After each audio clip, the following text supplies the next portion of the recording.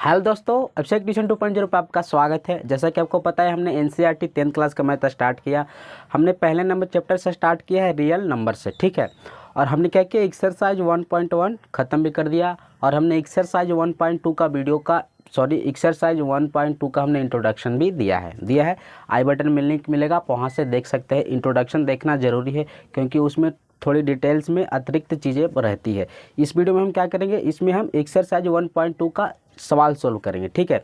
तो अगर आपने इंट्रोडक्शन का वीडियो नहीं देखा तो आई बटन में लिंक मिलेगा, आप वहाँ से देख सकते हैं, ठीक है। तो चलिए वीडियो हम करते हैं स्टार्ट। तो देखिए यहाँ पे क्या है, पहले नंबर क्वेश्चन को हम सोल्व करेंगे। एक्सरसाइज 1.2 का पहला नंबर क्वेश्चन जो है, इसमें कितने क्वेश्चन है, 1 2 3 4 5 तो क्वेश्चन है। कितना तो 5 तो क्वेश्चन है। हम क्या करेंगे, इसको सोल्व करेंगे। तो सबसे पहले क्वेश्चन बोल क्या रहा है, निम्नलिखित संख्याओं को अभाज्य गुणनखंड के रूप में लिखे या व्यक्त कीजिए, बात बराबर होता है, ठीक है। तो देखिए इंट्रोडक्शन में हमने बताया था कि किसी भाज्य संख्या को हम क्या करते हैं, जब उसको खंड करते हैं तो किस रूप में हो जाता है, अभाज्य गुणनखंड के रूप में हो जाता है। तो वहीं पे यहाँ पे बोल रहा है, ये सभी भाज्य संख्याएं दिए हुए हैं और बोल रहा है इसको क्या करना है, अभाज्य गुणनखंड के रूप में लिखना है, ठीक है। तो कैसे हम लिखते हैं, सबसे पहले क्या करते हैं, जिसको लिखना होता है उसको हम क्या करते हैं, खंड करते हैं। तो सबसे पहले क्या है, यहाँ पे 40 है तो हम क्या 140 है तो 140 का हम क्या करेंगे, खंड करेंगे, ठीक है। तो देखिए कितना बार में लगेगा, 2 बार में 70, फिर कितना बार में लगेगा, 2 बार में लगेगा 35 आ जाएगा। अब 2 बार में नहीं लगेगा, कितना बार में लगेगा, 5 बार में लगेगा, ठीक है। यहाँ पे 7, फिर 7 बार में लगेगा, कितना हो जाएगा, 1 आ जाएगा, ठीक है। तो हमने 140 का जब खंड किया तो इसको गुणनखंड में देखिए, जब भी आप देखिएगा 2 2 5 7 आया तो जितने भी अंक आए हैं ना, ये सभी अभाज्य है। क्योंकि ये या तो 1 से कटते हैं या स्वयं से कटते हैं। तो इसीलिए ये सभी क्या आया है, अभाज्य संख्याएं आए हैं। अब इन्हीं के गुणनखंड के रूप में लिखना है तो हम क्या करेंगे, इन सबको गुना में लिख देंगे। देखिए क्या है, 2 गुने 2 गुने 5 गुने 7 गुने 1। तो यही हो गया 140 का अभाज्य गुणनखंड रूप। तो ये तो हो गया। इसको और शॉर्ट करने के लिए हम क्या करते हैं, तो देखिए 2 कैगो है, 2 गो तो हम लिख देंगे 2 का पावर 2 गुना 5 कैगो 1 तो 5 का पावर 1 या सिर्फ 5, बात बराबर होता है। 5 का पावर 1 लिखिए या सिर्फ 5 लिखिए, दोनों बराबर ही होता है, ठीक है। तो यहाँ पे 5 का पावर 1 लिख दिए, गुने 7 का एगो तो 7 का पावर 1 और गुना 1 लिख भी सकते हैं, नहीं भी लिख सकते हैं। यहाँ पे हम 1 गुना नहीं लिख रहे हैं, ठीक है। तो ये आपका हो गया 140 का अभाज्य गुणनखंड रूप हो गया, ठीक है। ये हो गया अभाज्य गुणनखंड रूप 140 का। हमने इंट्रोडक्शन में यहीं तक बताया है, ये इसका शॉर्ट रूप हो गया, इसको और हमने शॉर्ट में लिख दिया, ठीक है। तो इसमें आप देखिएगा कि जितने भी अंक आए सभी अभाज्य है और सभी को हमने गुना में रख दिया। तो ये अभाज्य संख्याएं हैं और गुणनखंड में है, तो अभाज्य गुणनखंड रूप हो गया 140 का। अभाज्य क्यों, क्योंकि ये सभी जितने भी अंक आए हैं सभी 1 से कटेंगे या स्वयं से कटेंगे। तो अभाज्य वही होता है जो 1 से कटता है या स्वयं से कटता है, और भाज्य कौन होता है, जो 1 से कटता है, स्वयं से कटता है और अतिरिक्त कोई और अंक या संख्या से कटता है, वो भाज्य होता है। अभाज्य होता है जो 1 से और स्वयं से कटता है, वो अभाज्य होता है, ठीक है। तो 140 का हमने हल कर दिया। कितना आया, 2 का पावर 2 गुने 5 का पावर 1 गुने 7 का पावर 1। ये हो गया 140 का अभाज्य गुणनखंड रूप हो गया। अब हम क्या करेंगे, 156 का खंड करेंगे, ठीक है। तो देखिए 156 का 2 बार में लगाएंगे, ये आपका आ जाएगा 78, फिर 2 बार में लगाएंगे, कितना आ जाएगा आपका 34, 2 बार में लगेगा, फिर कितना आ जाएगा 17, फिर 17 बार में डायरेक्ट लगेगा, कितना आ जाएगा 1। इसमें भी देखिए ये सभी क्या है, अभाज्य अंक है, सभी अभाज्य अंक या संख्याएं हैं, है ना। 2 भी क्या है, अभाज्य अंक है, 17 भी क्या है, अभाज्य संख्या है ना। तो अब क्या करेंगे, इसको गुना में लिखेंगे, 2 गुने 2 गुने 2 गुने 17 गुने 1 लिख भी सकते हैं, गुना में नहीं भी लिख सकते, कोई दिक्कत नहीं, ठीक है। अब देखिए इसको शॉर्ट करेंगे, 2 का एगो है, 1 2 3 गो, तो 2 का पावर क्या हो जाएगा 3। 17 का एगो है 1 तो 17 का पावर 1 गुने 1, ठीक है। लिख भी सकते हैं, एक नहीं भी छोड़ दीजिए, मत लिखिए, ठीक है। ये हो गया 2 का पावर 3 गुने 17 का पावर 1, मतलब 2 का पावर 3 गुने 17 क्या हो गया, 156 का अभाज्य गुणनखंड रूप हो गया। अब हम क्या करते हैं, आपको एक होमवर्क देते हैं, ये वाला आप होमवर्क करके कमेंट करिएगा, ठीक है। 38 35 को आप कमेंट करके बना के कमेंट करिएगा, ठीक है, कि आपको बनाने आया या नहीं आया। अब क्या करेंगे, 5055 का खंड करेंगे। इसको लिखेंगे हम अभाज्य गुणनखंड के रूप में। तो क्या करेंगे 5055, ये कितना बार में लगेगा, 2 बार में नहीं लगेगा, नहीं 3 बार में लगेगा, तो डायरेक्ट ये 5 बार में लगेगा। ठीक है, कितना आ जाएगा 1001 आ जाएगा 5 बार में। ठीक है, अभी कितना बार में लगेगा, ये आपका लग जाएगा, ये कितना बार लगेगा, 3 बार में नहीं लगेगा, 4 बार में नहीं लगेगा, 5 बार में भी नहीं लगेगा, ये 6 बार में नहीं, 7 बार में लगेगा। देखते हैं एक बार 7 बार में लगा के। ठीक है, 7 बार में, 7 बार में 7 3, एक बार में लगाएंगे 7 3, 7 बार में नहीं लगेगा जी, नहीं कटेगा। ये लगेगा शायद 11 बार में, आपको लगता है लग जाएगा 11 बार में, देखते हैं लगा के। ठीक है, 9 बार में लगाएंगे 99, तो 100 में से 99 गया 1, अब ये उतारती है, फिर एक बार में लग गया 11, लग गया ना 11 बार में, कितना 91, कितना बार में लगा 11 बार में। ठीक है, तो देखिए 11 बार में लग गया आपका, यहाँ पे 91 आया। अब 91 कितना बार में लगेगा, 7 बार में लगेगा, 17 7 बार में लगेगा। ठीक है, 13 7 क्या होता है 91, अब नहीं लगेगा, अब डायरेक्ट यहाँ पे 13 बार में लगा के 1 हो गया ख़त्म। पहले हमने 5005 को 5 बार में लगाया तो कितना आया 1001, फिर 11 बार में लगाया तो 91 आया, फिर 7 बार में लगाया तो 13 आया, फिर 13 को 13 बार में लगाया तो 1 आया। ठीक है, अब इसको इसमें भी देखिए 5 11 7 13, ये सभी अभाज्य है ना, ये सभी क्या है, या तो खुद से कटेंगे या 1 से कटेंगे, तो अभाज्य संख्याएं हैं, हुए ना। अब इस सबको क्या करेंगे, गुना के रूप में लिख देंगे, 5 गुने 11 गुने 7 गुने 13 गुने 1, 5 का एगो एगो, 11 का एगो एगो, 7 का एगो एगो, 13 का एगो एगो, 1 का एगो एगो, तो इसका क्या घातीय रूप नहीं हो सकता। क्यों, क्योंकि सभी 1 1 है, तो 1 का पावर 1 रखिए, मतलब इनका पावर 5 का पावर 1 रखिए या 5 रखिए, बात तो बराबर ही है ना। तो सभी ये एक ठो है, तो इसका घातीय रूप नहीं हो सकता, नहीं हो सकता, इनका छोटा मतलब नहीं हो सकता। तो क्या हो गया 5 गुने 11 गुने 7 गुने 13 गुने 1 क्या हो गया 5005 का क्या हो गया अभाज्य गुणनखंड रूप हो गया। तो इसको आपको होमवर्क करके बताना है। अब रह गया 74 29, 7429 रह गया। ठीक है, इस सबको मिटा दें, आप लिखना चाहते हैं तो लिख लीजिए, थोड़ा सा रुक जाते हैं हम। अब देखिए क्या करते हैं हम, 7429 का करेंगे, 7429, ये जब आप पता है कितना से लगेगा, ये डायरेक्ट आपका लग जाएगा 19 बार में।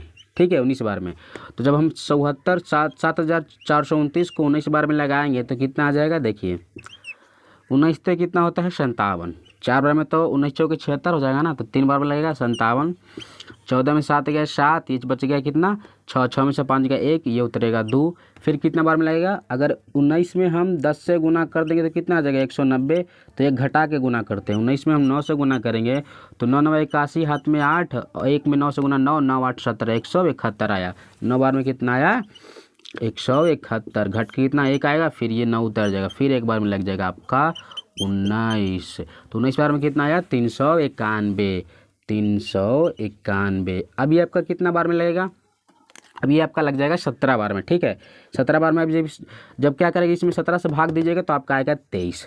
ठीक है, अब 23 लगेगा, 23 बार में 1 आ गया, तो इसमें भी देखिए 19 17 23 1 क्या है 19 17 23 1, ये सभी भी अभाज्य है ना। तो इसको भी गुना के रूप में लिखेंगे, 9 गुने 17 गुने 23 गुने 1, इसका भी क्या होगा घातीय रूप नहीं हो सकता, इसका भी छोटा नहीं हो सकता। क्यों, क्योंकि 19 भी एक हो तो 19 का पावर 1 लीजिए या 19 लीजिए, बात बराबर, 17 भी एक हो 23 भी एक हो 1 भी एक हो, तो इसका भी क्या हो सकता है घातीय रूप नहीं हो सकता। ठीक है, तो हमने सभी को सॉल्व कर दी, 1 2 3 4 हमने सॉल्व कर दिया। आप इसको कमेंट करके बताइएगा कि आपको आया कि नहीं आया।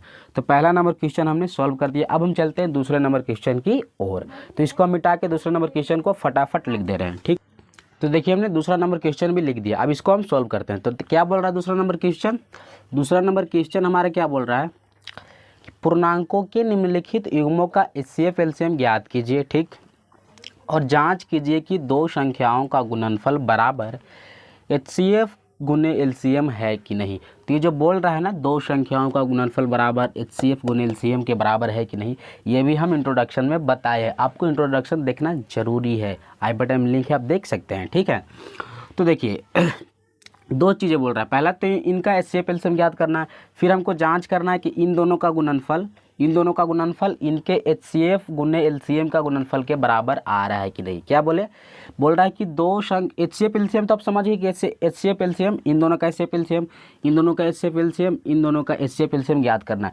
और क्या बोल रहा है कि दो संख्याओं का गुणनफल बराबर क्या होना चाहिए, HCF गुने LCM के बराबर होना चाहिए। मतलब जिसका हम HCF LCM निकाल रहे हैं उन दोनों का गुणनफल और उन दोनों का HCF LCM का गुणनफल आपस में क्या होना चाहिए, बराबर। जैसे हम क्या करेंगे, 26 और 91 का हम जब निकालेंगे HCF और LCM, तो इन दोनों का गुणनफल इन दोनों का गुना करके जितना आएगा उतना ही क्या आना चाहिए, इन दोनों का HCF और LCM का गुना करके आना चाहिए। तो दो चीज़ें इसमें बोल रहा है, पहला HCF और LCM, और दूसरा जांच करने के लिए बोल रहा है कि दो संख्याओं का गुणनफल उनके HCF LCM गुणनफल के बराबर है कि नहीं है। ठीक है, तो चलिए फटाफट हम क्या करते हैं, इनका HCF LCM निकालते हैं। तो किस विधि से निकालना है, यहाँ पे अभाज्य गुणनखंड विधि से, यूक्लिड विभाजन प्रमेय से नहीं निकालना, अभाज्य गुणनखंड विधि से निकालना है। ठीक है, तो सबसे पहले हम क्या करेंगे, 26 और 91 का HCF LCM याद करेंगे। ठीक है, तो 26 और 91 का ज्ञात करना है। तो सबसे पहले हम 26 का खंड करते हैं। तो अभाज्य गुणनखंड विधि है तो खंड तो करना पड़ेगा।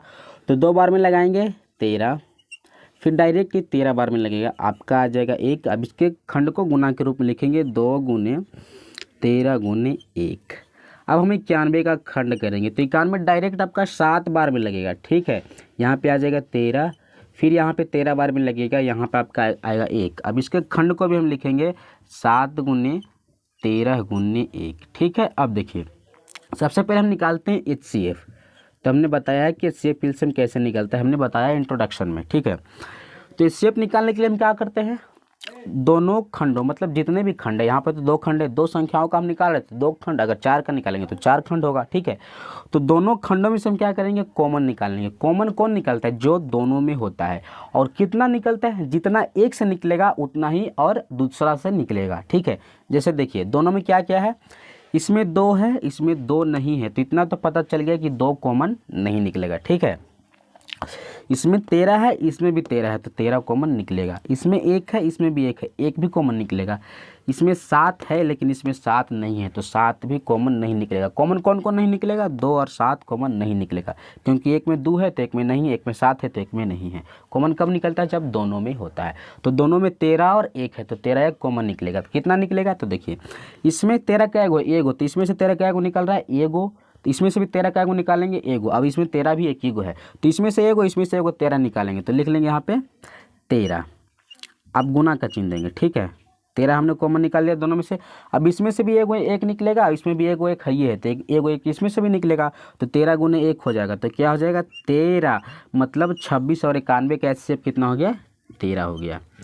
तो HCF वाला आप समझ लिए। अब LCM वाला थोड़ा ध्यान दीजिएगा, इसका उल्टा है थोड़ा सा LCM वाला। ठीक है, कॉमन इसमें भी निकालना है, लेकिन कॉमन देखिए इसमें किस तरीके से निकालना है। देखिए कॉमन बिल्कुल उसी जैसा निकालना है, क्या इसमें जो होगा वही इसमें से निकलेगा, जितना इसमें से निकलेगा उतना इसमें से निकलेगा, ये जरूरी इसमें नहीं है। इसमें देखिए क्या है, कॉमन निकालेगा दोनों में से, कॉमन कौन निकलेगा, जो दोनों में होगा। इसमें कॉमन निकालने का तरीका क्या है, देखिए इसमें 2 है, इसमें 2 है, सॉरी इसमें 2 है, इसमें 2 नहीं है, तो 2 तो कॉमन नहीं निकलेगा, वो तो पता है। 7 भी कॉमन नहीं निकलेगा, इसमें 7 है, इसमें 7 नहीं है। इसमें 13 है, इसमें 13, इसमें 1 है, इसमें 1 है, तो 13 और 1 कॉमन निकलेगा। तो LCM वाला में देखिए कैसे कॉमन निकलता है, जिसमें से ज़्यादा होता है ना उसी में से सब निकाल लेते हैं। जैसे इसमें 13 का एगो, इसमें भी 13 एगो, तो यहाँ तो बराबर बराबर है। मान लीजिए अगर इसमें 13 2 गो होता, इसमें 13 4 गो होता, तो 13 में तो 13 तो दोनों में होता ना, लेकिन इसमें 2 गो होता, इसमें क्या होता, 4 गो होता। तो हम क्या करते, इसी में से 4 और 13 निकाल लेते हैं। मतलब LCM में क्या करना है, जिसमें से ज़्यादा है उसी में से सब निकाल लेना है। ठीक है, तो इसमें अगर 13 2 गो होता, इसमें 4 गो होता, तो हम क्या करते, इसी में से 4 और 13 को निकाल देते हैं। ठीक है, जिसमें से ज़्यादा होता है उसी में हम LCM में निकालते हैं कॉमन। ठीक है, तो इसमें भी 13 एगो, इसमें भी 13 एगो, 13 एगो बाहर निकल जाएगा कॉमन, इसमें तो बराबर बराबर है ना। अब इसमें भी एगो 1, इसमें भी एगो 1 निकल गया। अब देखिए 13 1 हमने कॉमन निकाला। अब LCM में क्या होता है, कॉमन निकलने के बाद जो बचता है उस सब को गुना कर देते। तो कौन कौन कॉमन निकला, 13 1 तो दोनों में से कॉमन निकल गया। क्या बचा, इसमें 2 बचा, इसमें 7 बचा, तो क्या कर देंगे, 2 गुने 7 कर दिए।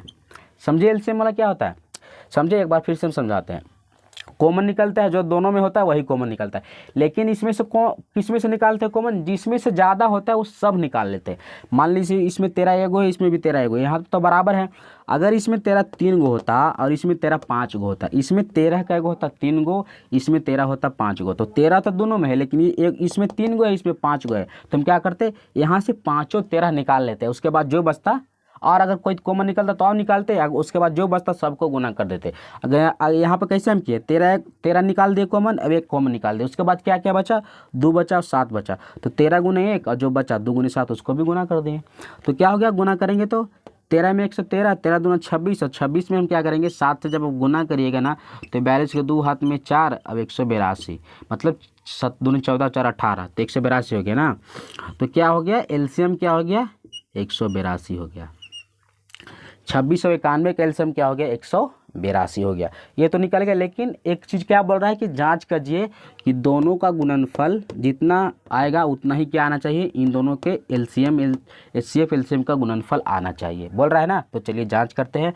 तो 26 से 91 का गुणनफल क्या हो जाएगा, गुना करेंगे तो 26 और 91 में हम जब गुना करेंगे तो क्या हो जाएगा, तो देखिए 6 9 छक्का, या इसको मिटाते हैं थोड़ा सा, ठीक है। ये हमको पता है कि कितना कितना है, एक में 6 से 6 और 9 चौके 9 छक्का 54, ठीक है।